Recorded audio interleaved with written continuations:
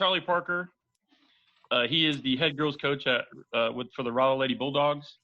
I've got some specific questions for him here. Charlie, are you there? Yeah, I'm here. There you are. Are you in Dixon? Big town of Dixon. Okay.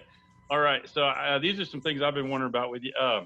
Having spent most of your career at the Class 1 and 2 level, what are the biggest differences between like the Frisco League and your new home in the Ozark Conference? I would say a variety, coming from Class 1 to Class 2, and you have a handful of girls to really pick from. You're having 10 to 15 girls come out, and those girls make up your team. And now you having 30, 35 kids come out, 40 kids come out to try out. So you have a lot more to pick from.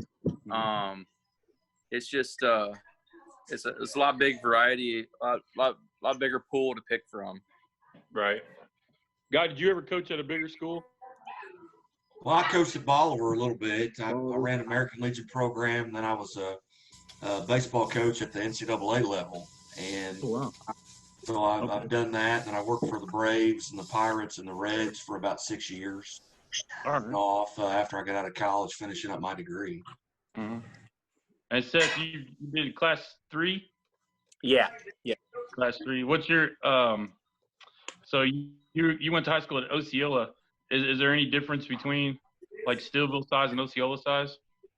I mean, there's not a ton. Stillville's a little bigger as far as number of students and stuff like that. I mean, there's probably a little bit more of a talent pool in Stillville than there was in Osceola. Yeah. But it fluctuates. Right. I mean, my first job was at Max Creek, and I think we had 9 girls total. So, like Coach Parker said, there's like the girls that come out, there are no cuts. They're just on the team. So, right. When I was an assistant at Kickapoo, we had 30 girls try out for the freshman team. So, that is a big difference. Charlie, you still there? My biggest adjustment at this level has been letting loose a little bit with the coaching staff, because at Richland, at Class 2, you ran everything. You ran junior high, you ran JV, you ran varsity. And so although we're implementing the same system of what I'm trying to do, it was tougher when I first took the job in the summer. I felt like I was overstepping boundaries. I was kind of doing things that I really didn't need to do anymore, because I had assistant coaches that could do that, take over my JV and my freshman and my junior high. And, that took me a minute to adjust to. And once I finally got some trust under them that I knew that they would do a good job, they took off, and, I kind of let them do their thing. Yeah. Well, sticking with you, Charlie, you recently had a new addition to your family. Congratulations. Thank you. So, Coach Parker. Yeah. You kind of answered this on the other question, but I know in the Frisco League, most coaches get to coach their own junior high teams. So, how have you handled having to trust someone else, to coach those kids and teach the skills that you want taught at the younger grades? We have the SIR program here at Rolla, and it's actually really, really neat. I flew under the radar on this for a while, and they have a SIR board, and on the SIR board, me and Coach Miller, the boys coach, we get to be part of it, and we actually get to pick kind of who coaches our youth. Mm-hmm. And I trust in some of those coaches. They're knowledgeable. We got a former high school coach that coaches down there. We got what Tom Brown coaches. What's that? Like Tom Brown. Tom Brown coaches the boys' side. Girls' side, we have Bryce Swafford. The coaches down there. Devin Campbell, he used to coach, assistant coach boys. He coaches down there. So we have some people that have been up at the varsity level that's coaching down there. So they're incorporating, mainly fundamentals, what it needs to be at that level. and just adding to it every year. So it's pretty neat. And then they have, that the SIR is tryouts only. So to make a SIR team, you have to try out and make it. If you don't make it, we have other ways to send you. We can send you to Optimus. We can send you to a lot of different, or another squad that we have down Upward. All right. What about you at Stillville, Seth? I know you don't coach your own junior high. No, my assistant coach does. We have a lot of youth programs, some sports club, and then we have a number that travel around as well. They started that several years before I got here, but I think it's been very, very beneficial to our program. And then as far as the junior high level and stuff like that, Coach Kennedy and I, we're on the same page with everything. He does a great job teaching some of the stuff we teach at the high school level. So that makes life a lot easier. Yeah.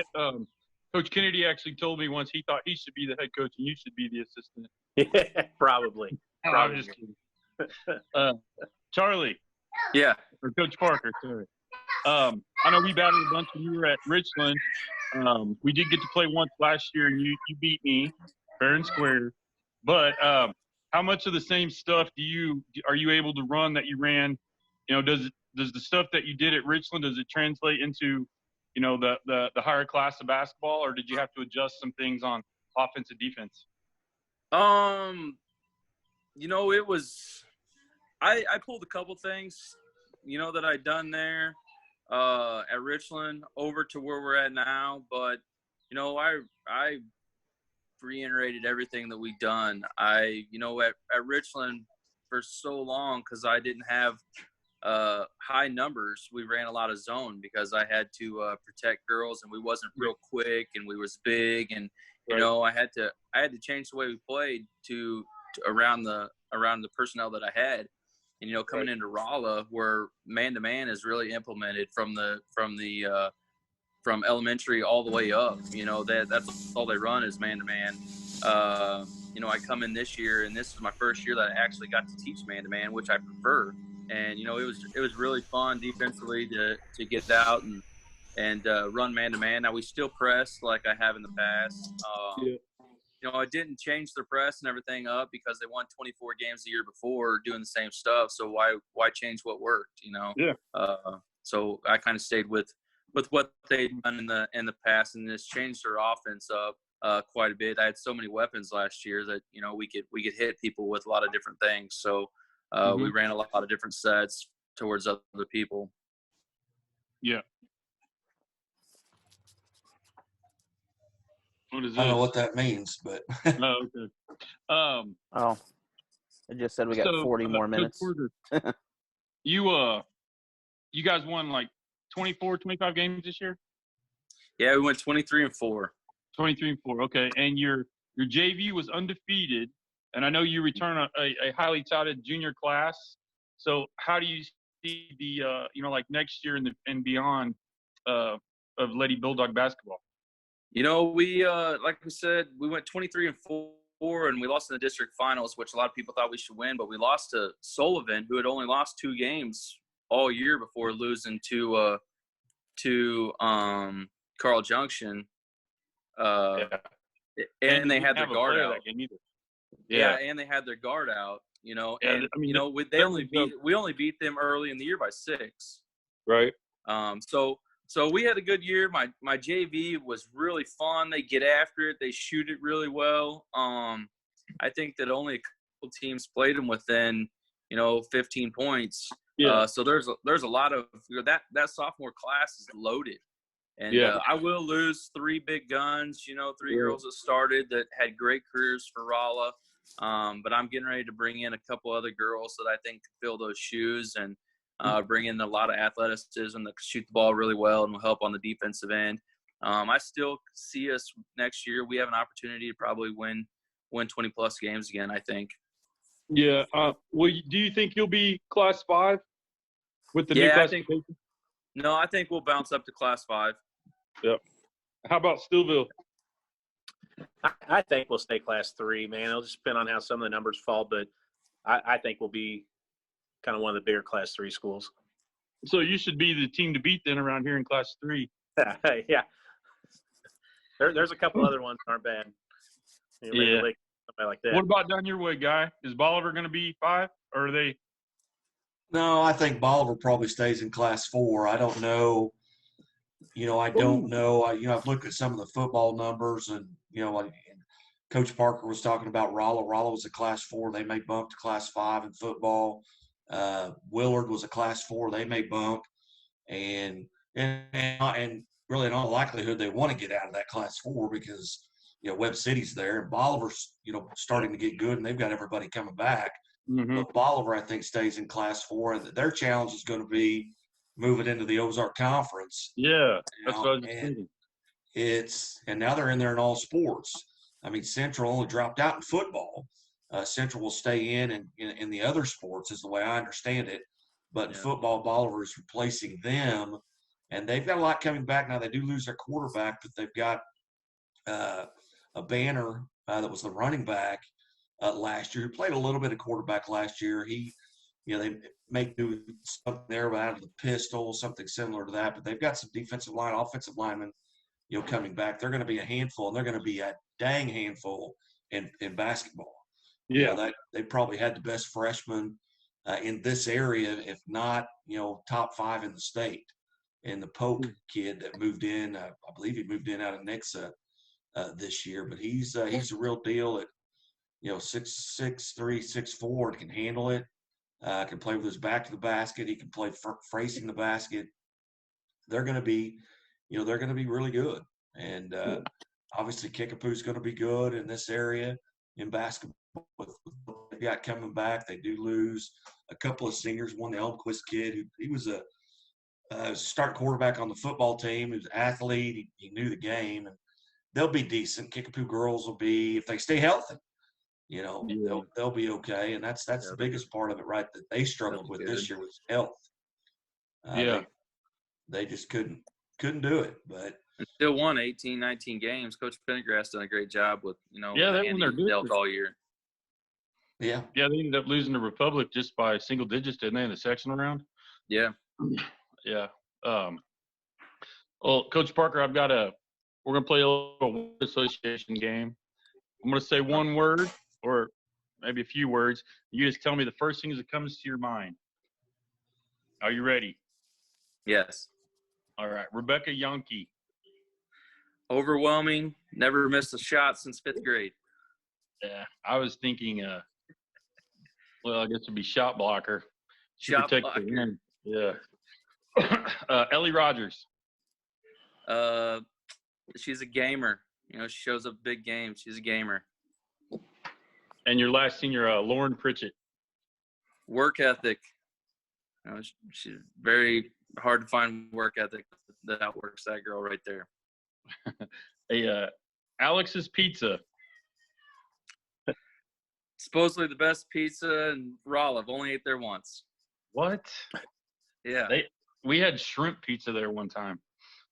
But, the last one, Mossy Oaks Properties. Charlie Parker, best land specialist in Pulaski County. Yeah, did you know he's a real estate agent guy? I did not know that. I think we buy a house. My dad buys a house like every freaking week. We'll talk to Charlie. Give my number. All right. Well, I don't know. We got 54 houses just here in Bolivar. It's just, it's bizarre. And now they've moved, and I'm trying to stay on top of that. Oh, wow. I don't know. But Coach Collins, you still there? Yeah. All right. So you are the only girls coach in Steelville history to win a district, and you've won 2, correct? That's right. All right. So, I mean, what's your secret to success there that you've been able to do things that other coaches haven't?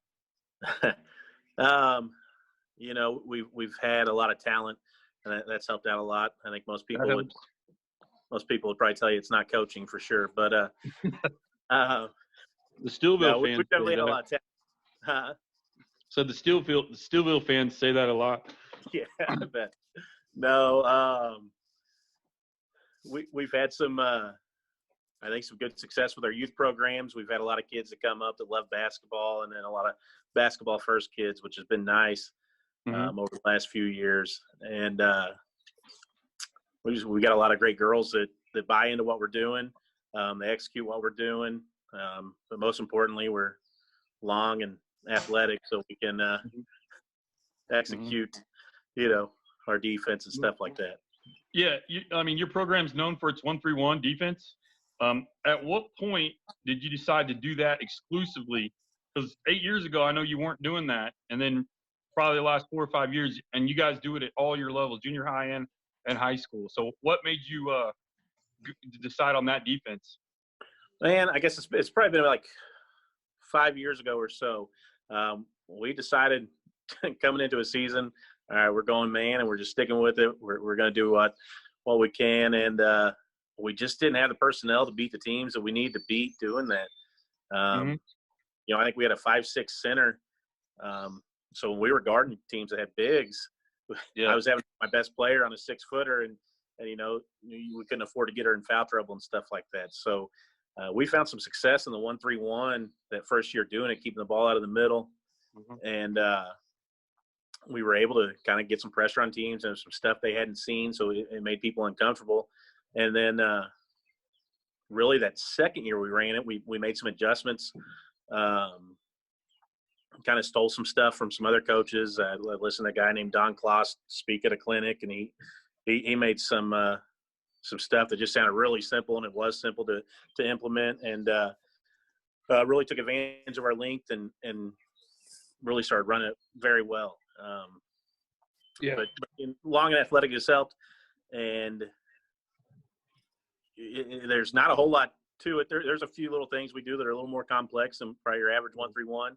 But for the most part, we make adjustments, we stick with it, and teach it real well.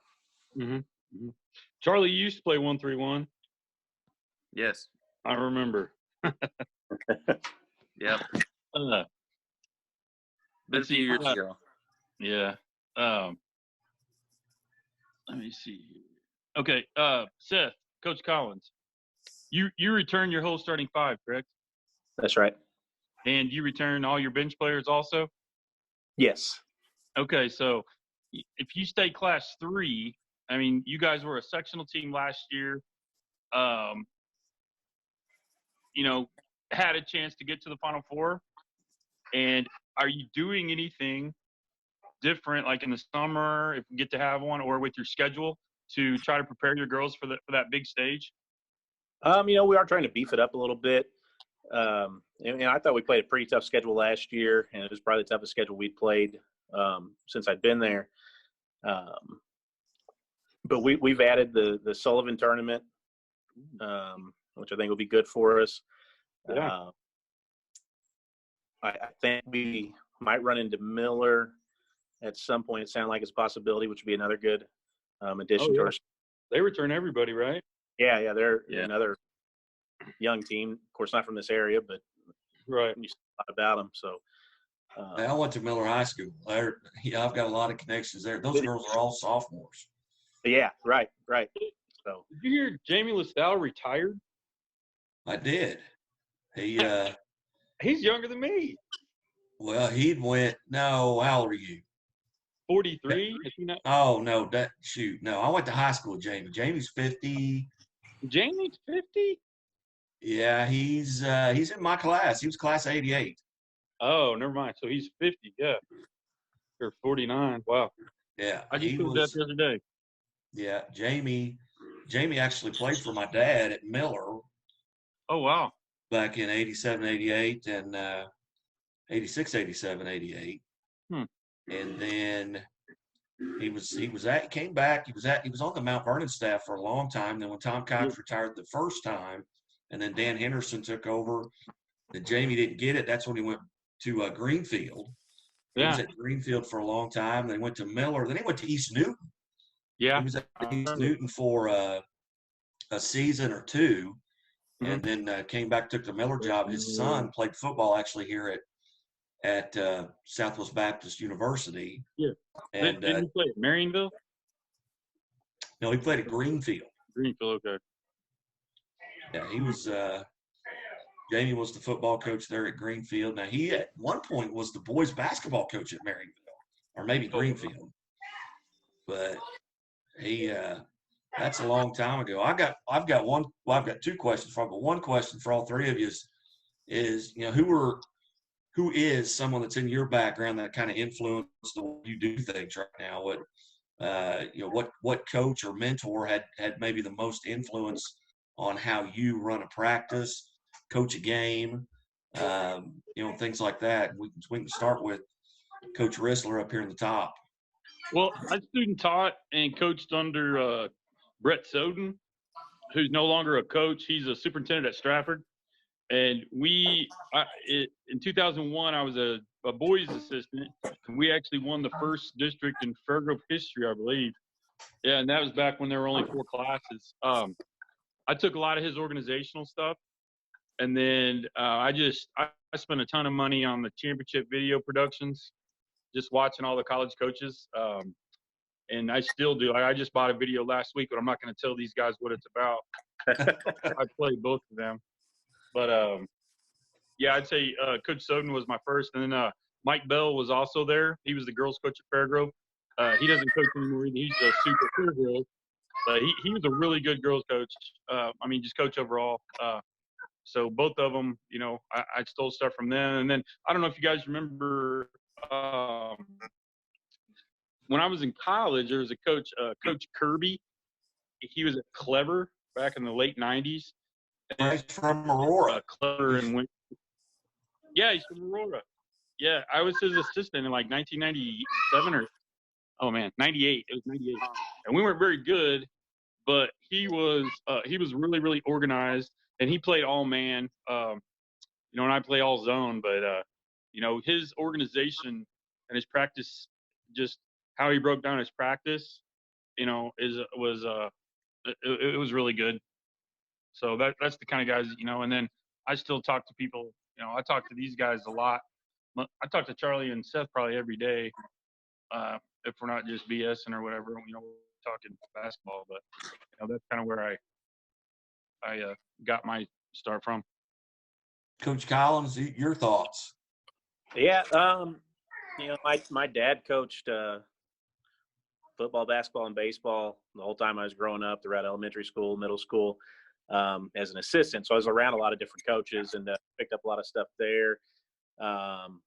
When I got to Stillville and took over the head coaching job, I was actually an assistant under a guy named Phil Burdett. And he had won a state championship at Silex and stuff like that. He learned a lot from him in that 1 year. I was his assistant. My first year as head coach, our boys coach was a guy named Matt Thomas. He's at Community R6 now. And it was good having him as a resource every day as a young coach. He asked him some questions, and the way he looked at the game was different than how I looked at the game, and it really simplified some stuff. And so he was a nice mentor to have. Our boys coach now, John Tolley, I bounce a lot of stuff off him, and he does as well. And then again, talking to guys like Rissler and some other coaches in the area that know what they're doing, and you can say, hey, what do you think about this and stuff like that.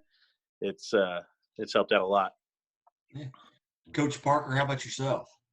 I played under Bill Brown. His first years that he came out of Minnesota.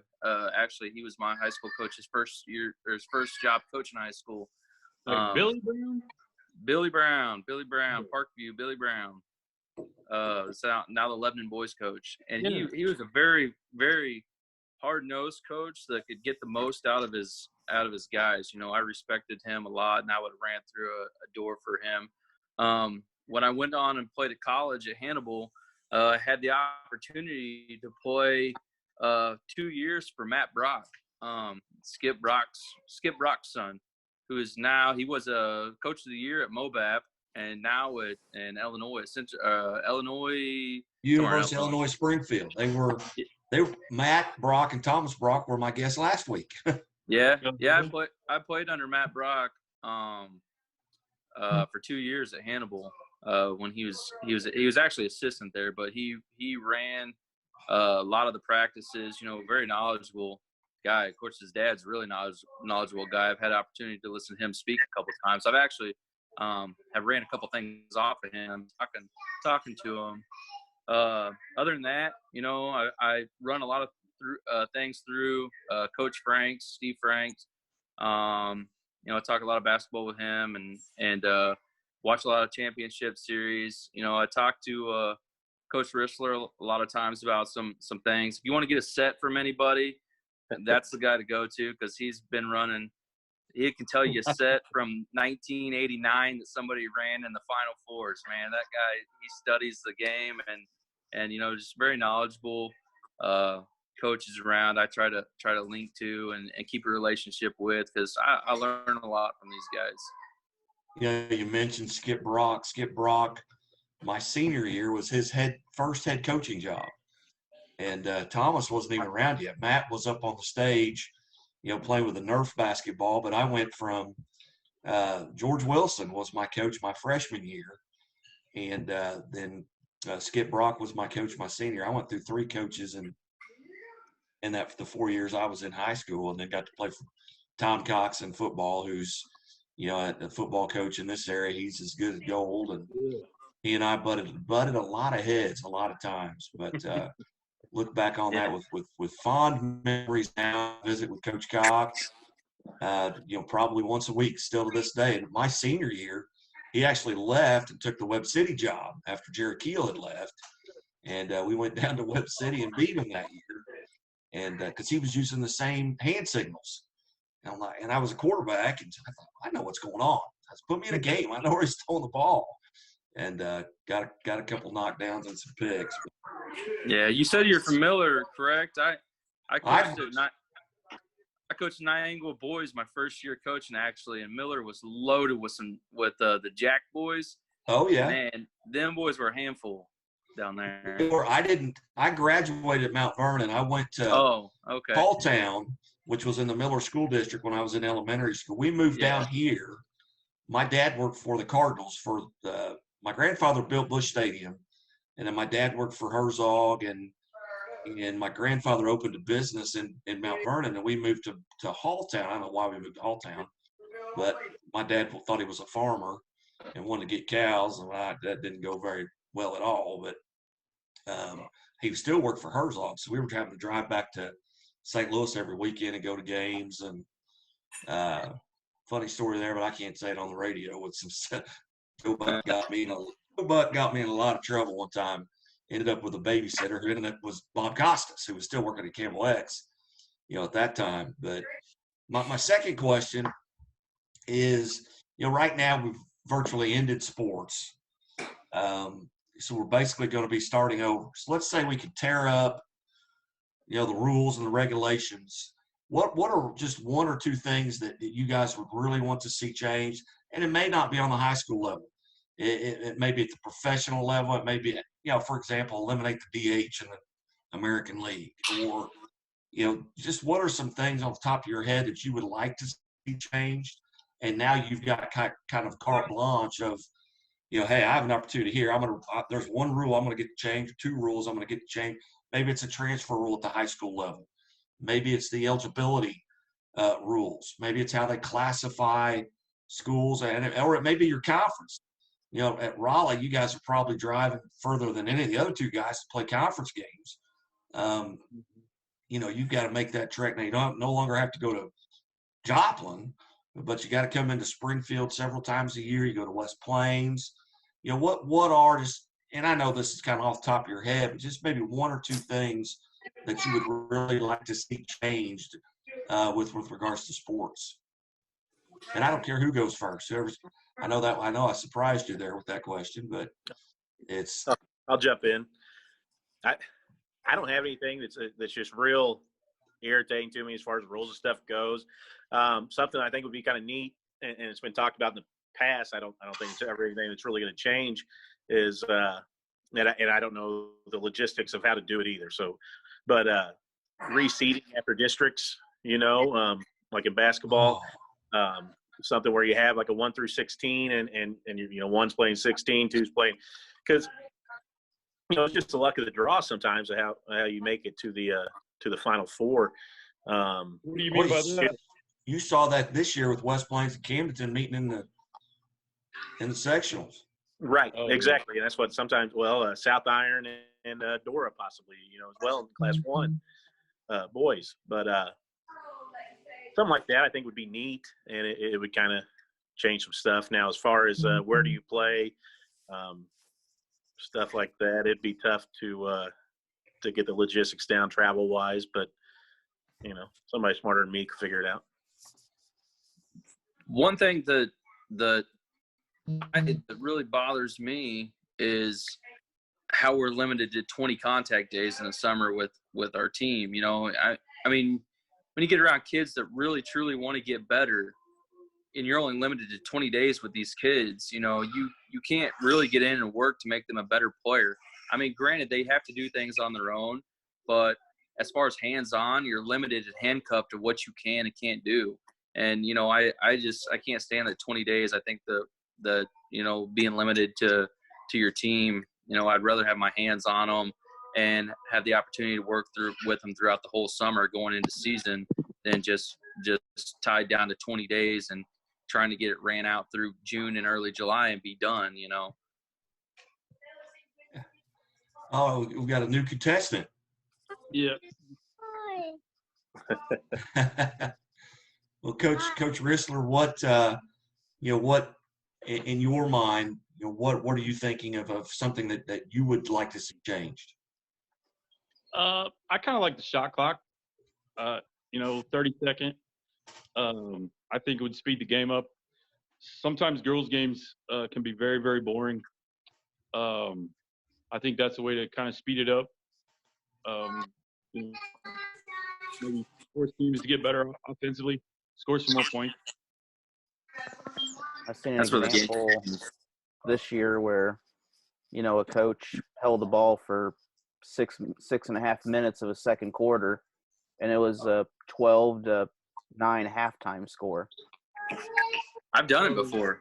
I'm not gonna lie. Yeah. And we got blasted by Osage one year by 35 and had to play them the very next week. And I wanted to put my team in the best scenario to be successful, and we stalled the whole time and lost on a buzzer beater 27-25.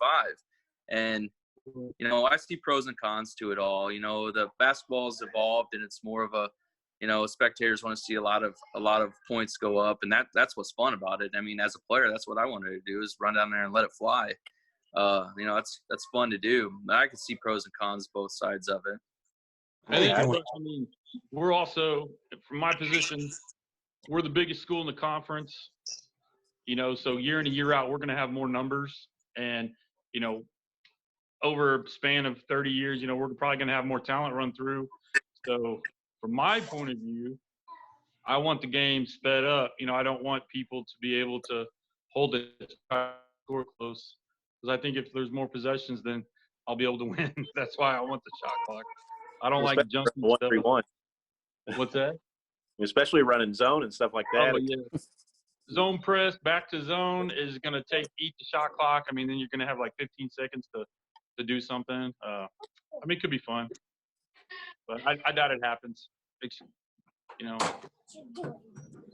I think the cost level of it would, maybe prohibit some of these small, Class 1 schools. And not only that, but I was lucky when I was an administrator at a Class 1 school for 11 years. I was lucky to find somebody that could freaking write the scorebook, let alone have to teach them how to do a shot clock, and I don't know. And then you're going to have to add an official, which adds cost, because he's got to be. I don't think you can do it with just two guys in stripes on the floor. Right. So. Yeah, I know, but I've been thinking about it recently. I think it's going to aid the teams that, the more talented teams are probably going to win more often. But it also takes out, I've been in that situation where we were outmatched, and you had to do something like that. You had to play a junk defense, so you had to hold the ball and try to limit possessions to be competitive, like Charlie was talking about.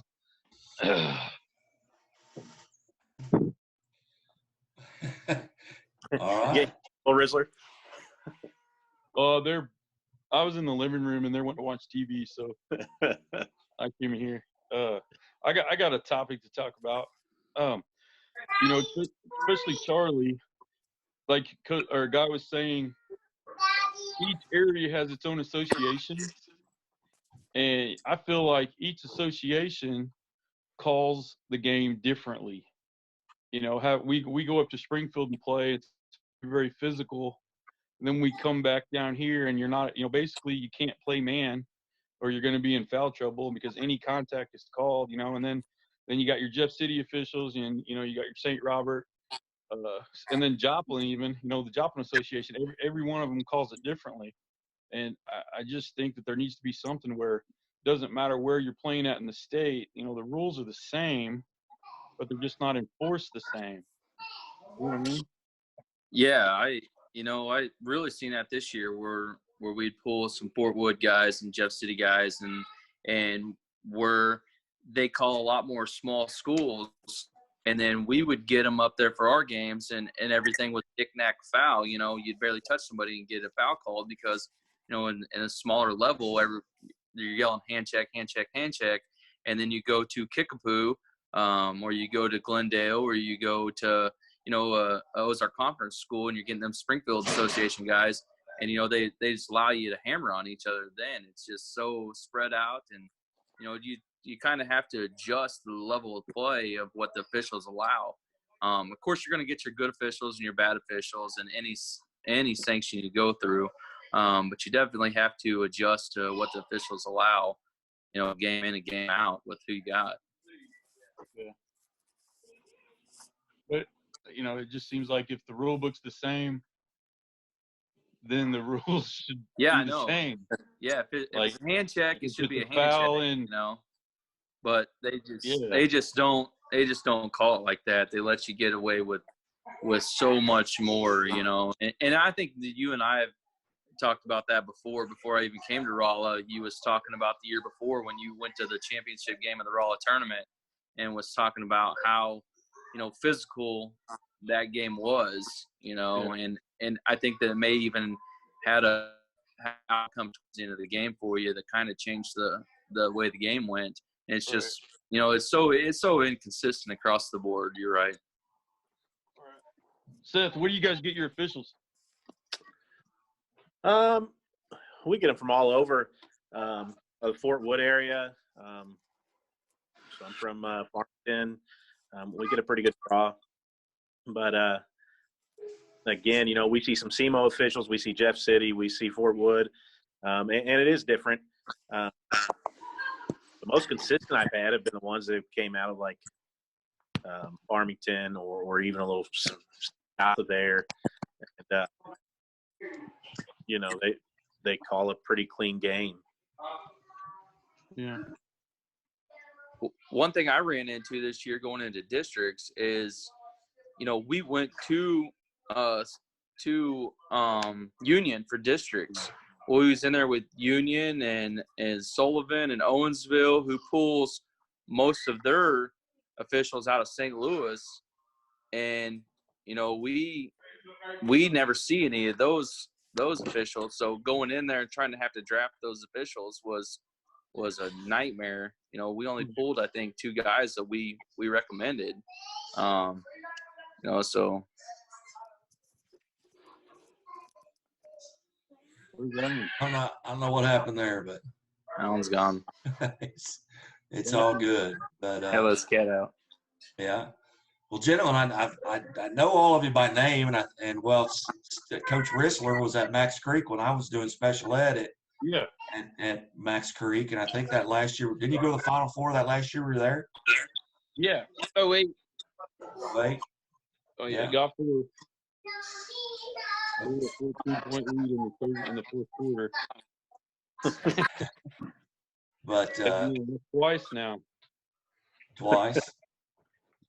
Well, who are some of the best players that you've had the opportunity to coach? Well, Carly, the one that just graduated, she was a 3-time All-Stater. Megan Smith was an 2-time All-Stater at Licking. Bailey Osborne was an All-Stater from Licking. I had an All-Stater at Max Creek. Kyla Rice, she actually walked on at SBU, I think, for a year, but I've been lucky having really good goals. Whose baby is that? I think that's Coach Parker's. He just muted his mic. Oh, okay. That's mine. I don't know that any of us have babies. I don't. 3.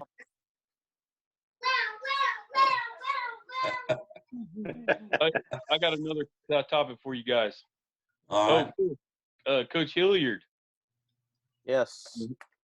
Who have you got to coach under?